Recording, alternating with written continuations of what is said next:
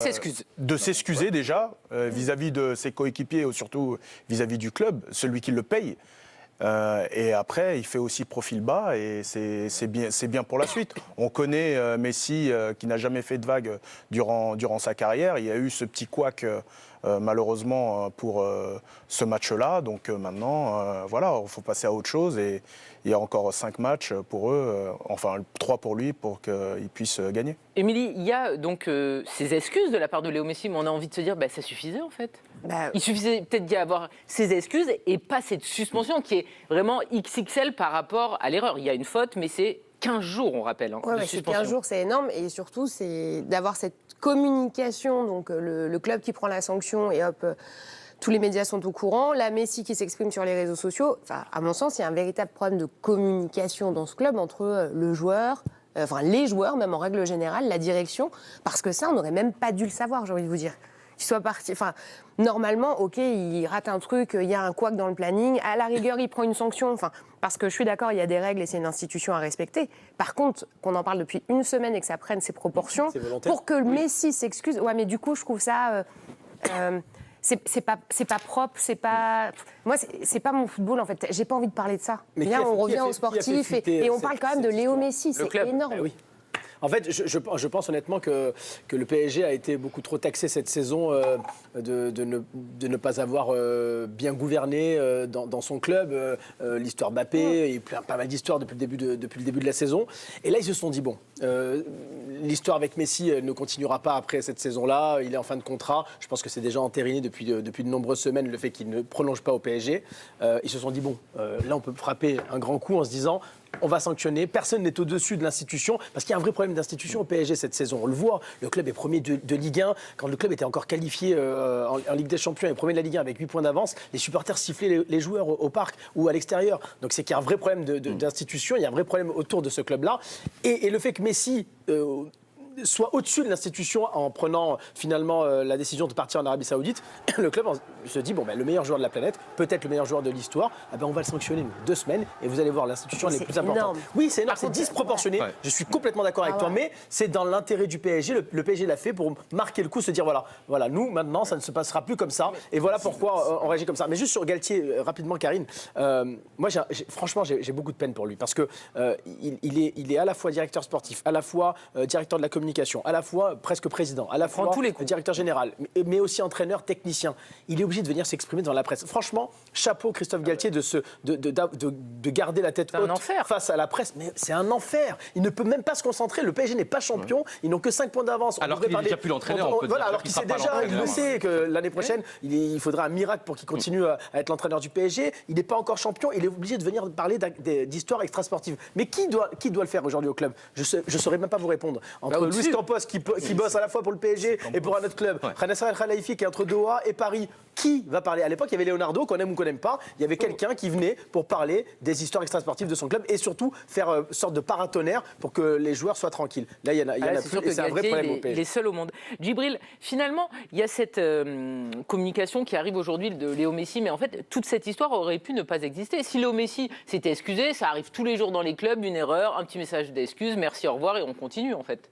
On aurait pu éviter tout ça. Comme Émilie l'a dit, on aurait pu ne pas le savoir. Il a fait l'erreur, il s'arrange avec le club. Non mais même, si on le sait et que Léo Messi s'excuse dans la foulée, ça peut passer rapidement. Oui, ça aurait pu passer, mais moi, la sanction me dérange. Donc ça veut dire qu'on attend Messi dans 15 jours, en forme, mais il n'a pas le droit de s'entraîner. Mais tu crois qu'il va rejouer avec le PSG, toi? Moi, je pense. Pour son image, pour tout ce qu'il a fait, il ne peut pas faire ça. Mais le truc, c'est que donc pendant 15 jours, il n'a pas le droit de s'entraîner. Ça, on verra déjà si c'est possible, parce qu'effectivement, Raymond Domenech nous expliquait que c'est illégal. Non, mais mettez-le en réserve. Tu es obligé de pouvoir t'entraîner parce que c'est ton travail et donc tu dois avoir accès. Là, justement, c'est une sorte d'humiliation, mondovision des deux côtés. C'est-à-dire que Messi, il humilie le PSG d'un côté parce que vous n'allez pas me dire que vous avez cru ce communiqué quand même. Quand il dit « je ne savais pas qu'il y avait entraînement ». À l'issue du match, tu sais pas que le lendemain, il y a un entraînement. À la rigueur, tu peux annuler à la dernière minute. Il y a entraînement demain, tu vas à l'entraînement, tu es salarié du club, tu rates pas un entraînement. Ok, j'annule mon contrat, je n'y vais pas demain. Il le sait qu'il y a entraînement. Il peut pas dire je ne savais pas qu'il y avait entraînement de ton équipe dans laquelle tu joues depuis le début de la saison ou depuis 2 ans. Et puis de l'autre côté, il y a aussi l'humiliation que le PSG fait subir au meilleur joueur de l'histoire.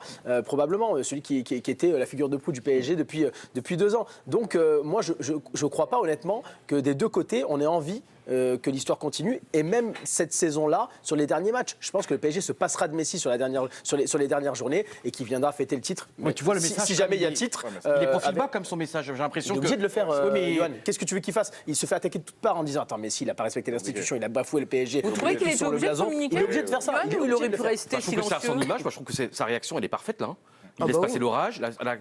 Et moi, ce que je trouve terrible, c'est vraiment la décision du Paris Saint-Germain. C'est quand même important, c'est une des décisions les plus importantes de la saison. Je trouve que c'est terriblement malsain et mesquin. Parce qu'encore une fois, le PSG n'a absolument pas accepté la décision de Messi de ne pas rester au Paris Saint-Germain.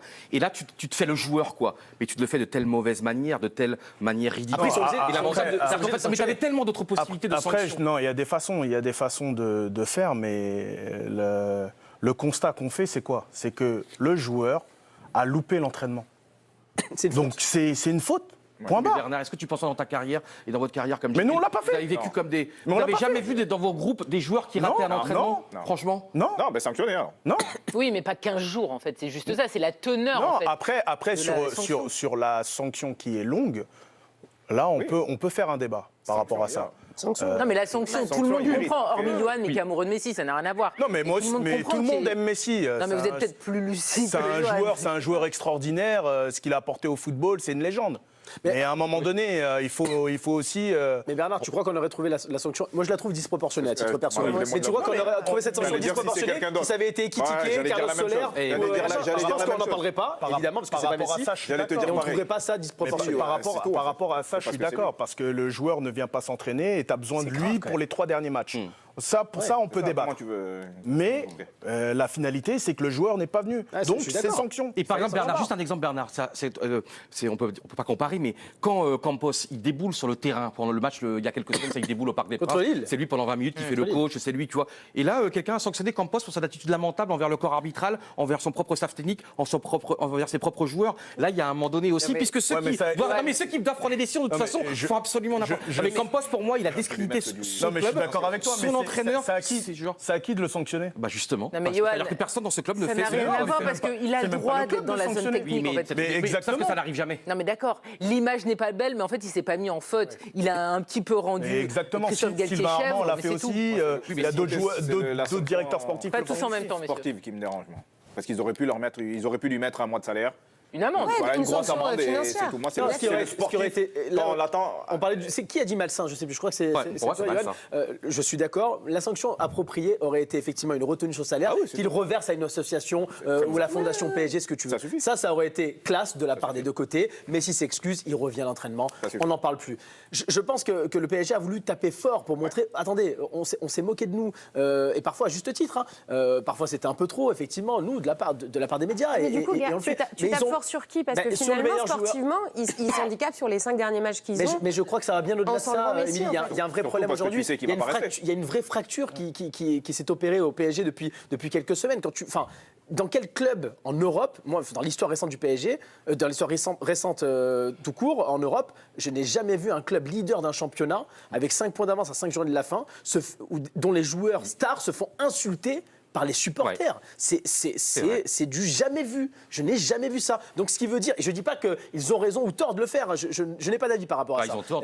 Moi, je n'ai pas d'avis. Franchement, je n'ai pas d'avis par rapport à ça. Quand vous êtes supporter, vous êtes peut-être touché aussi dans votre enfant. Mais tu ne vas pas devant la domicile d'un joueur. Peut-être. Et qu'est-ce que Neymar, en plus, il ne joue pas depuis plusieurs semaines. J'imagine pas que je pense que ce n'est pas le débat là maintenant. Mais il y a une vraie fracture. Et il y a un problème aujourd'hui au PSG. Les supporters ne se reconnaissent plus dans cette équipe. Il y a aussi une fracture. Pourquoi? Et donc je pense que certains supporters, rognerait finalement sur le titre cette saison pour qu'il y ait une meilleure gestion l'année prochaine au PSG. Vraiment. Mais les supporters sont énervés, pourquoi? Je sais pas, quand tu joues un match de football, à la fin du match, quel que soit le résultat, tu vas applaudir tes supporters.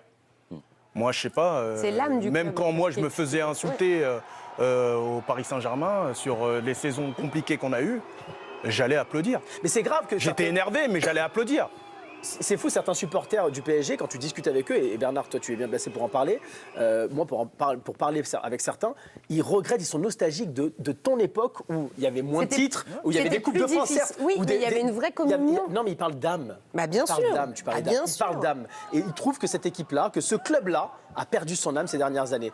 Encore une fois, j'ai pas d'avis par rapport à ça. Je pense qu'ils ont plutôt raison sur cet aspect-là quand même, mais ils ne se reconnaissent plus dans cette équipe, dans ces joueurs-là, effectivement, qui quittent le terrain une fois que le match est terminé, qui ne saluent pas le public. Mais Karim, en même temps, le lundi, en même temps, il sifflait Neymar, le mardi, il applaudissait aussi. Ah non, mais après, les supporters ont le droit de faire aussi leur propre autocritique, hein, parce que les supporters aussi, c'est le sens du vent, c'est les girouettes. C'est normal, le côté versatile.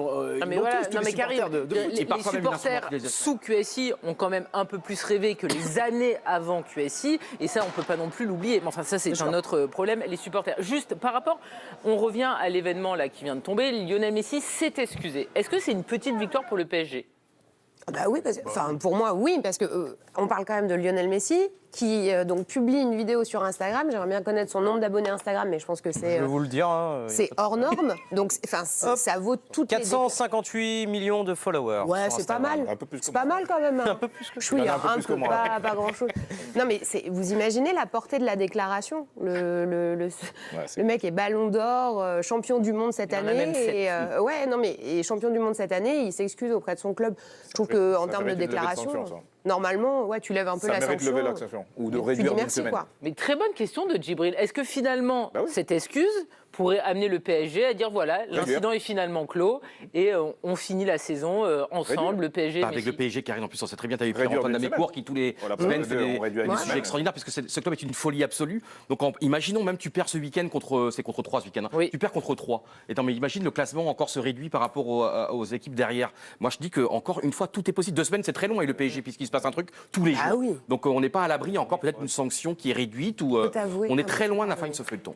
Écoutez, on suivra ça et puis évidemment de toute façon les équipes de Pierre-Antoine Damecourt travaillent sur la suite de la saison. Parce qu'ils ont prédit, c'est il y a du boulot. Je peux vous dire qu'il y a vraiment des gens qui potassent sur la fin de saison.